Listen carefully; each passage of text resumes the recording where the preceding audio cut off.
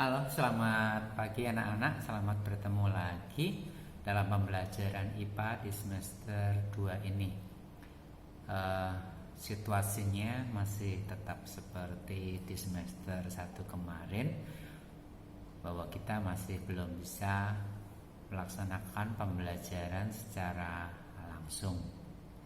Jadi kalian tetap belajar dari rumah dan seperti sekarang ini belajar melalui video pembelajaran ya. Tapi apapun keadaannya, kalian harus tetap semangat karena pandemi ini pasti berlalu. Entah itu cepat, entah itu lambat, bahwa pandemi ini pasti akan berlalu. Dan kalian tetap harus mempersiapkan masa depan kalian dengan belajar lebih sungguh-sungguh ya. Apapun keadaannya, kalau kalian mau tetap bertahan, maka yang paling penting adalah ketekunan di dalam mempelajari hal yang penting bagi kalian di masa depan ya. Walaupun kita belajar dengan cara seperti ini, tetap ada keuntungan, tetap ada kerugian yang akan kita alami. Karena itu bagi mereka, bagi kita yang tidak menyerah dalam segala keadaan, itulah yang pada akhirnya nanti akan bisa tetap bertahan.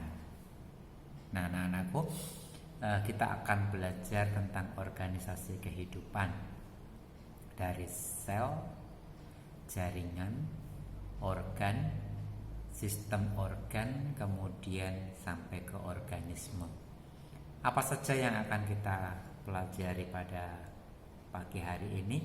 Nah, nanti kalian akan lihat pada video pembelajaran yang akan saya berikan bagi kalian. Tetap semangat di masa pembatasan kegiatan sosial masyarakat ini, mulai tanggal 11 sampai tanggal 25. Tetap mengusahakan kesehatan diri kalian sendiri, tetap pakai masker, jaga jarak, jaga kebersihan. Itulah yang kalian perlukan saat ini, sehingga pembelajaran ini tetap berlangsung dengan cara pembelajaran jarak jauh. Tapi tetap semangat, kalian pasti bisa untuk mengatasi hal ini. Ingat, bagi siapa yang tekun, bagi siapa yang tetap bersemangat, merekalah yang akan bertahan dalam segala situasi. Selamat pagi, selamat belajar, Tuhan memberkati. Ya, selamat pagi anak-anak, kita ketemu lagi dalam bab yang berikutnya, yaitu tentang lapisan bumi pada bab yang ke-11 ini.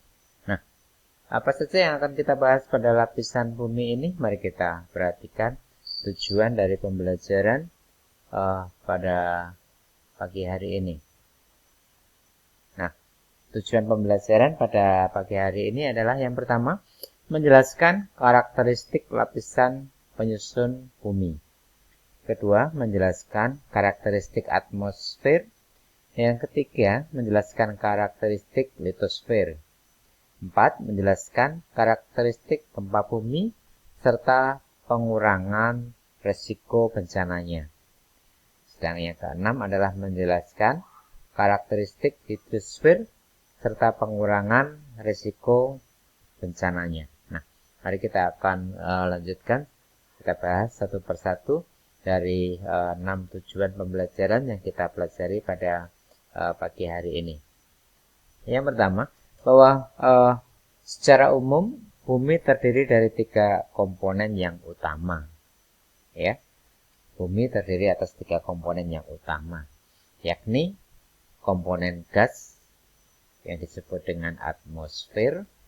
Yang kedua, komponen padatan yang disebut dengan litosfer, dan komponen air yang disebut dengan hidrosfer. Nah, dari ketiga komponen ini semuanya sangat penting bagi kehidupan makhluk hidup yang ada di dalamnya. Nah, yang pertama kita akan bahas tentang atmosfer. Jadi atmosfer adalah lapisan udara yang menyelimuti bumi. Lapisan udara tersebut ikut berotasi dan berevolusi dengan bumi. Atmosfer bumi terdiri atas campuran gas serta sedikit cairan dan padatan yang menyelimuti bumi mulai dari permukaan bumi hingga luar angkasa. Nah, perhatikan di sini bahwa susunan gas yang terdapat di dalam atmosfer bumi itu terbanyak adalah nitrogen 78%, oksigen 21%, gas lain 1%. Yang termasuk gas lain itu misalnya karbon dioksida, argon, neon, helium, metana, kripton, hidrogen, dan ozon. Nah, menarik sekali bahwa ternyata bukan oksigen yang merupakan gas terbanyak di atmosfer. Justru nitrogenlah yang terbanyak di dalam susunan atmosfer itu. Mengapa demikian? Nah, setelah diselidiki ternyata nitrogen ini merupakan zat yang berfungsi untuk membantu kesuburan tanaman. Nitrogen adalah zat utama di dalam pembuatan pupuk, bermacam-macam pupuk. Bahan dasarnya adalah nitrogen. Nah, nitrogen ini sangat dibutuhkan oleh tumbuh-tumbuhan di dalam hidupnya.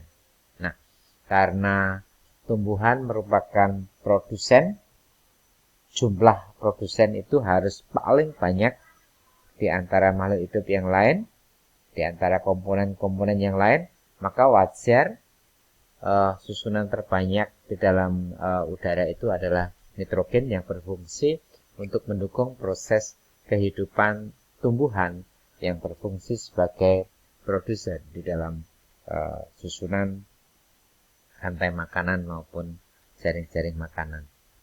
Nah, padatan penyusun atmosfer itu adalah debu.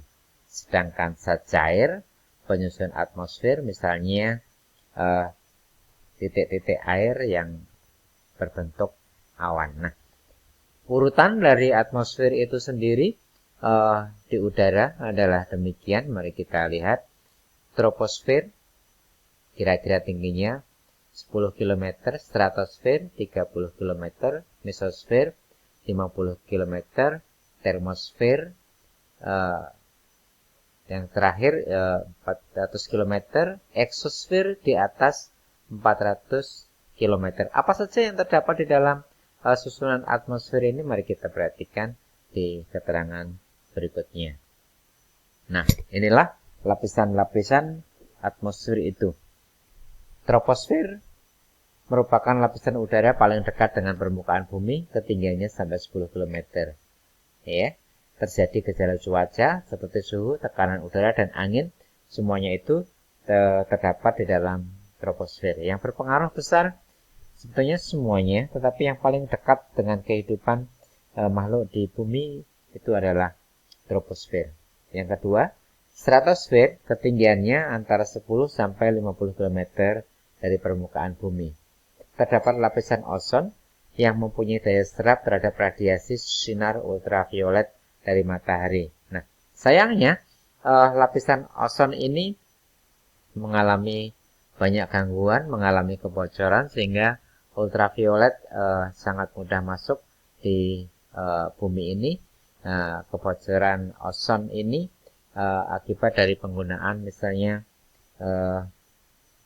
AC, pendingin ruangan, ya, kulkas, maupun zat-zat yang lain, terutama yang berbahan CFC, itulah yang sangat banyak merusak lapisan ozon yang terdapat di stratosfer ini. Yang ketiga, mesosfer, ketinggian 50 sampai 85 km dari permukaan bumi. Lapisan mesosfer berfungsi melindungi bumi dari meteor. Kebanyakan meteor yang menuju bumi akan terbakar habis di mesosfer. Dapat kita bayangkan kalau seandainya meteor-meteor itu jatuh ke bumi tanpa bergesekan dengan lapisan udara, maka banyak tempat banyak orang akan terkena jatuhan dari meteor-meteor itu. Karena dalam sepanjang tahun sangat banyak meteor yang jatuh ke bumi. Nah, beruntung bahwa sistem yang ada di atmosfer itu bisa mencegah terjadinya hal tersebut, sehingga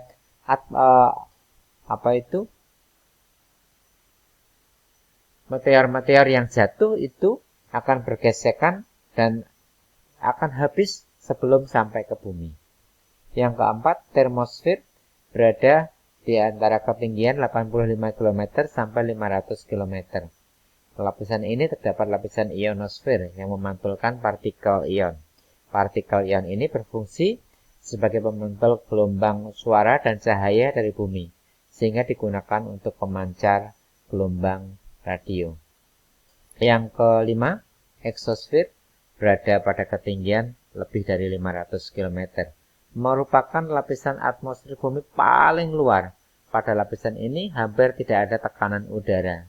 Kandungan udara dari eksosfer adalah gas hidrogen, merupakan tempat satelit buatan mengitari bumi. Nah, inilah susunan lapisan-lapisan pada atmosfer. Kalian bisa pelajari ini, apa manfaatnya pada bumi dan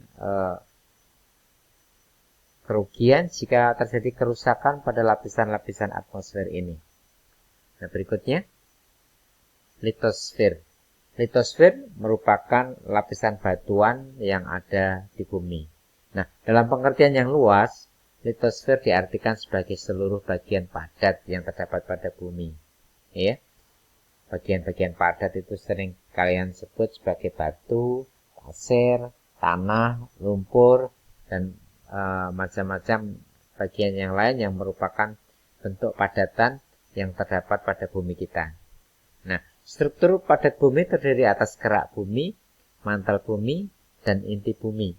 Ya, struktur padat bumi terdiri atas kerak bumi, mantel bumi, dan inti bumi. Nah, kerak bumi dibedakan menjadi kerak benua dan kerak samudra. Kerak benua merupakan kerak bumi yang berada di daratan. Sedangkan kerak samudra merupakan kerak bumi yang terdapat di dalam laut. Mantel bumi terdiri atas mantel atas dan mantel bawah. Ya, mantel atas dan mantel bawah. Inti bumi dibedakan menjadi dua, yakni inti luar yang berupa cairan pekat dan inti dalam yang bersifat pekat hampir menyerupai padatan.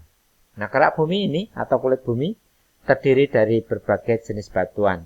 Bahan dasar yang membentuk batuan disebut dengan mineral. Nah, apa saja di bab berikutnya ini akan kita pelajari pada batuan-batuan yang terdapat pada litosfer ini. Nah, inilah yang disebut dengan batuan. Batuan adalah kumpulan dari mineral, macam-macam mineral. Yang kita tahu batu ya batu, tapi ternyata bahwa batuan itu kalau diamati oleh para ahli digolongkan menjadi bermacam-macam batuan yang menurut terjadinya digolongkan menjadi tiga. Ya, batuan beku adalah batuan yang terbentuk karena pembekuan magma. Contoh, batu granit, batu basal. Batuan endapan atau sedimen, batuan yang terbentuk karena peristiwa pelapukan batuan di permukaan bumi, dipengaruhi oleh panas matahari, angin, hujan, aliran air, maupun gelombang laut. Contoh, pasir, batu konglomerat, limestone, stalaktit, stalagmit. Stalaktit dan stalagmit itu batu-batuan yang terdapat di dalam gua. Stalaktit itu yang menjulur dari atas ke bawah, sedangkan stalagmit itu yang menjulur dari bawah ke atas. Ya. Tapi stalaktit dan stalagmit ini banyak terdapat di dalam gua-gua kapur, ya. Batuan malihan atau metamorf disebut batuan malihan itu karena batu tersebut merupakan perubahan dari sifat yang lain yang sifatnya berubah karena adanya tekanan maupun kenaikan suhu dalam kurun waktu yang sangat lama. Bagaimana terdapat tekanan, bagaimana terdapat kenaikan suhu pada waktu yang sangat lama itu bisa kita bayangkan. Batuan itu ada di dalam tanah. Nah, Tanah itu kalau dalam ketinggian 10 meter saja, maka tekanannya menjadi sangat besar. Kamu pernah mengangkat tanah dalam satu ember atau satu karung, itu aja sudah rasanya berat sekali. Apalagi kalau tanah itu dalam keadaan bebas, sangat banyak jumlahnya, dalam ketinggian yang sangat dalam, maka tekanannya jadi sangat besar. Nah, kemudian suhu yang tinggi biasanya berkaitan dengan letak batu-batu itu yang berada di dekat dengan lahar atau magma. Maka suhunya akan semakin tinggi lagi. Itu yang menyebabkan sifat batuan berubah. Contoh misalnya batu gamping menjadi batu pualam atau marmer. Batu pasir menjadi kuarsit. Nah, biasanya menjadi kualitasnya lebih baik dan biasanya dipakai untuk bahan-bahan bangunan, jadi harganya lebih mahal dibanding dengan sebelum dia berubah, ya. Nah, gempa bumi. Gempa bumi adalah goncangan atau getaran dengan kekuatan yang sangat besar di permukaan bumi. Berdasarkan penyebabnya, gempa bumi ada 3 jenis. 1. Tektonik, pergeseran lempeng batuan pada gerak bumi. Vulkanik, vulkanik itu vulkanis, gunung berapi, diakibatkan oleh aktivitas gunung berapi. Yang ketiga, runtuhan, diakibatkan oleh tanah yang runtuh. Perhatikan bahwa lempeng batuan yang dapat bergerak menjadi saling menjauhi maupun saling mendekati. Ketika lempeng bergerak saling menjauhi, maka akan timbul patahan. Lempeng bergerak saling mendekati akan pertumbuhan, akan terjadi subduksi. Kedua-duanya mendekati maupun menjauhi akan dapat mengakibatkan gempa yang hebat. Ya. Efek dari pergerakan lempeng adalah gempa dan terbentuknya pegunungan berapi. Ilmu yang mempelajari gempa disebut seismologi. Alat yang digunakan untuk mencatat data gelombang seismik disebut seismograf. Titik pusat gempa dalam bumi disebut hipocentrum. Ini jika pusat gempanya ada di dalam bumi, ya, jauh di dalam bumi. Kadang-kadang di dalam berita disebutkan sekian kilometer di bawah permukaan laut, atau kalau di dekat permukaan bumi disebut epicentrum, ya. Nah, besarnya energi yang dilepaskan gempa disebut magnitude, ya. Sekarang untuk kekuatan gempa itu menyebutkannya sekian skala magnitudo begitu. Nah, kekuatan gempa magnitude dinyatakan dengan skala Richter yang menunjukkan besarnya energi gempa yang dilepaskan, ya. Satu tingkatan pada skala Richter itu kira-kira besarnya 31 kali dari tingkatan yang di bawahnya.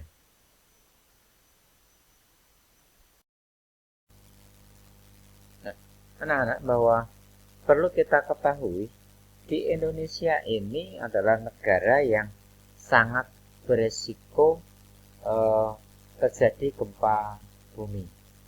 Okay.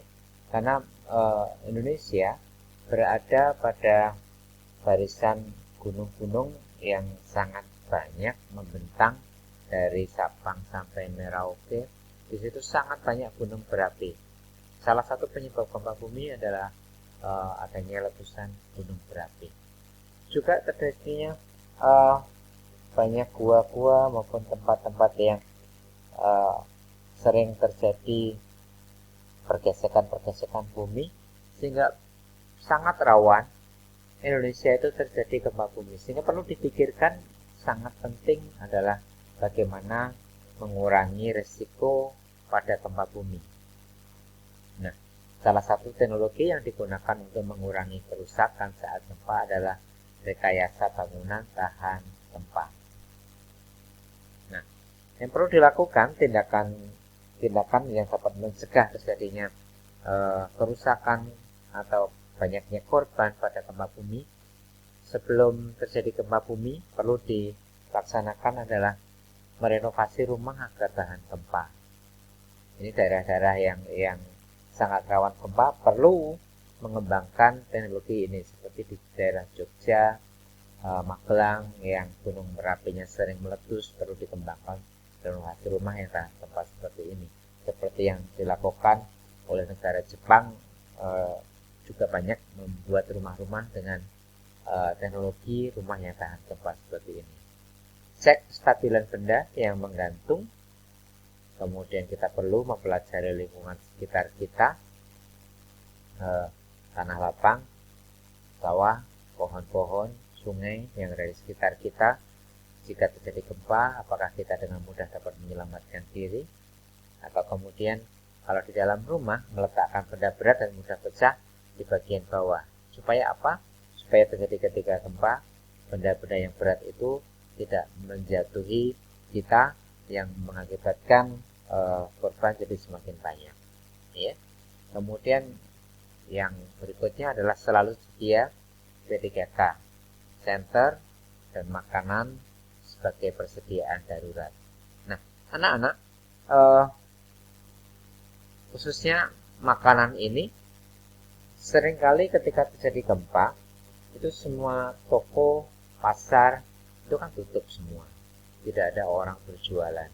Sehingga perlu di dalam rumah itu tersedia makanan cadangan, makanan darurat, yang ketika terjadi gempa, sewaktu-waktu kita masih memiliki persediaan makanan paling tidak untuk beberapa hari. Ya, jangan sampai di rumah itu tidak ada persediaan makanan darurat semacam itu, karena jika terjadi gempa itu akan sangat kesulitan untuk mencari makanan di luar rumah. Nah, tindakan yang harus dilakukan ketika terjadi gempa. Ketika di dalam ruangan, cari perlindungan dari runtuhan, misalnya di bawah meja, di bawah tempat tidur. Itu setidaknya mengurangi benturan ketika terjadi gempa. Ketika di luar ruangan, tetaplah di luar ruangan dan menjauh dari bangunan atau benda-benda lain yang berpotensi untuk runtuh. Ya, jadi jika terjadi gempa, jangan kemudian malah lari ke gedung untuk bersembunyi. Yang paling aman adalah lari ke tanah yang lapang, tapi hindari juga pohon-pohon besar. Ya, jika dalam kendaraan, keluar dan cari tempat terbuka. Ya, menjauh dari pantai karena jika terjadi gempa itu berpotensi terjadinya tsunami. Nah, kebanyakan korban tsunami itu tidak mengetahui bahayanya, sehingga ketika terjadi gempa mereka lari ke tempat lapang, justru mereka larinya ke pantai. Nah, kalau terjadi pusat tsunami maka akan sangat sulit untuk menyelamatkan diri. Nah, jika di pegunungan, menjauh dari daerah-daerah yang lahannya miring, ya, karena itu rawan longsor, dan jika terjadi longsor sangat sulit untuk menghindarinya. Sehingga dari awal hindari tanah-tanah yang memiliki kemiringan yang cukup tinggi. Tindakan yang harus dilakukan setelah gempa: keluar dari ruangan dengan teratur, perhatikan lingkungan sekitar, apakah terjadi kebakaran, kebocoran gas, atau konsleting listrik. Jangan berjalan di daerah gempa karena ada kemungkinan reruntuhan akan menimpa.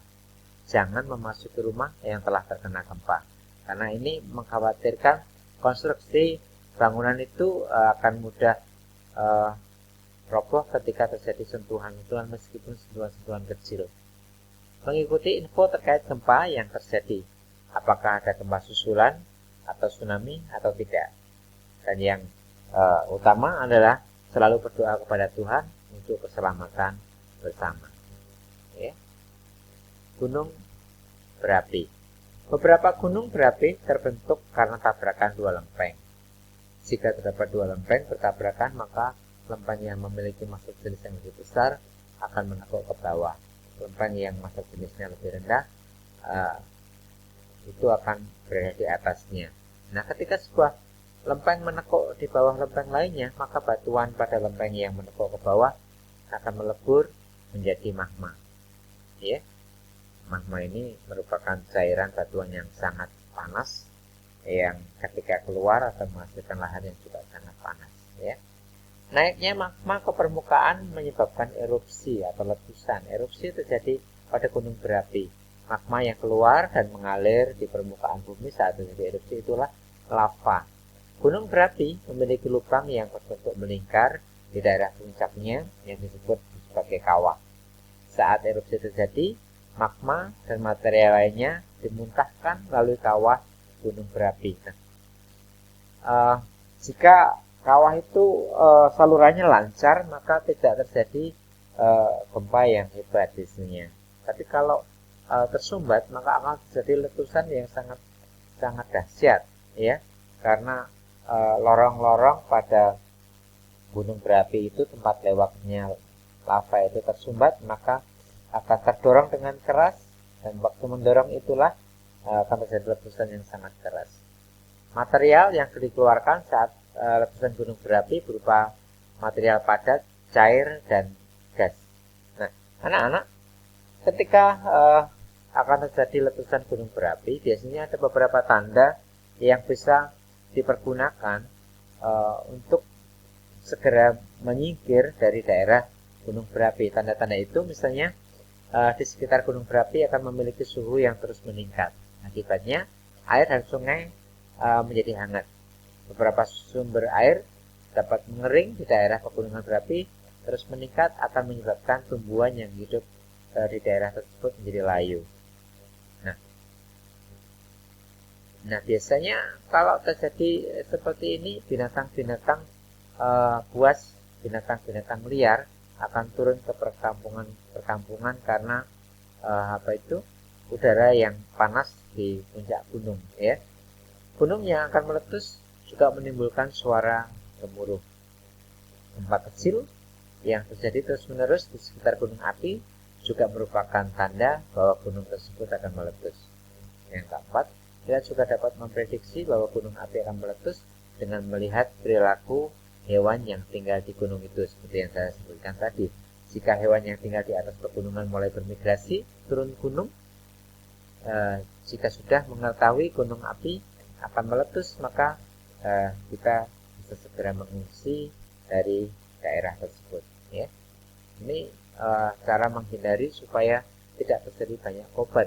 Kalau kita sudah mengetahui hal semacam ini, maka kita dengan cepat akan mudah menyingkir sebelum terjadi letusan gunung berapi. Hidrosfer merupakan lapisan air yang menyelimuti bumi. Bumi diselimuti air 70% atau disebutkan 2/3 bagian dari bumi itu terdiri dari air. Ya, di permukaan bumi itu lebih banyak airnya daripada daratannya. Hidrosfer meliputi laut dan samudra, danau, sungai, air tanah, dan uap air yang ada di udara. Nah, perlu kalian ketahui bahwa air sangat penting bagi kehidupan. Hampir setiap elemen kehidupan memerlukan air untuk melangsungkan kehidupannya. Tumbuhan memerlukan air untuk berfotosintesis. Manusia memerlukan air untuk metabolisme dan untuk memenuhi kebutuhan hidup yang lain. Orang lebih tahan lapar daripada kekurangan air. Jika kekurangan air dalam waktu yang singkat itu akan menyebabkan kerusakan yang lebih besar daripada kita kekurangan makanan dalam waktu yang sama dengan kekurangan air.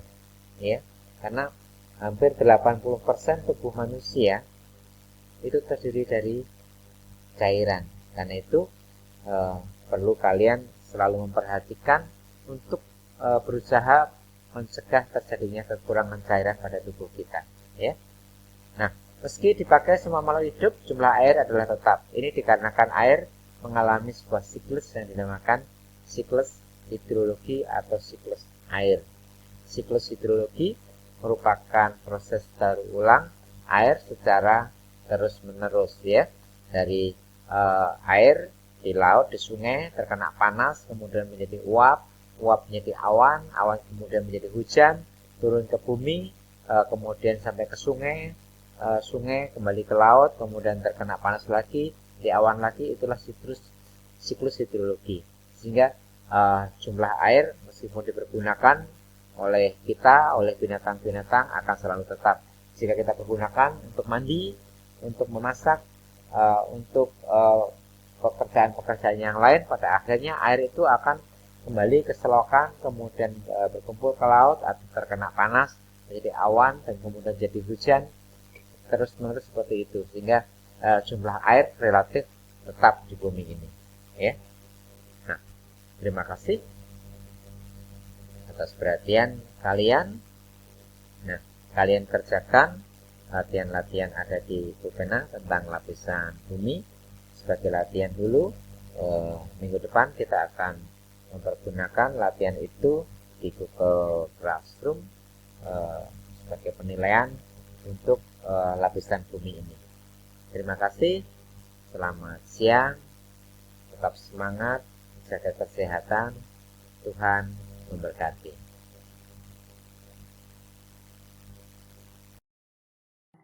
Ingat, patuhi, dan jadikan kebiasaan.